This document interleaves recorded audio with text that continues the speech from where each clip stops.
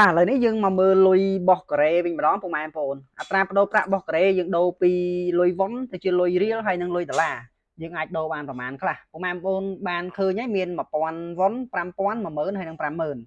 អត្រាប្តូរប្រាក់បោះតម្លៃលុយមួយហ្នឹងវាឡើងចុះទៅតាមអត្រាតាមថ្ងៃតាមខែណាវាអាចថេបានវាខុសទៅគ្នាកតុយបន្តិចទេយើងមើលចាប់ពី1000ទៅ1000វ៉ុនអត្រាដូរលុយខ្មែរបានខ្ទង់2700រៀល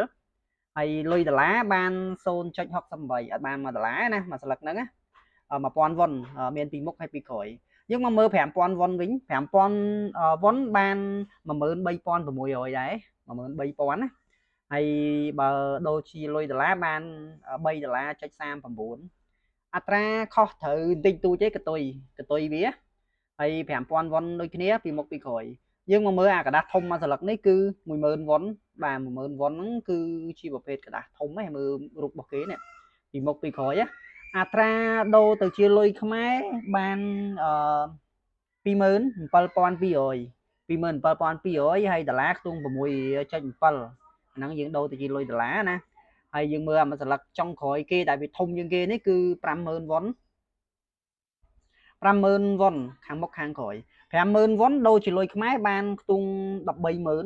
ច្រើនណាស់136,000ណាអាกระดาษស្លឹកធំរបស់គេ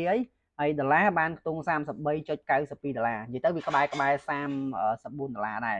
អញ្ចឹងអត្រាឡើងចុះវាខុសត្រូវគ្នាកតុយទៅតាមថ្ងៃតាមខែតាមឆ្នាំអតិផរណាឡើងចុះរបស់វា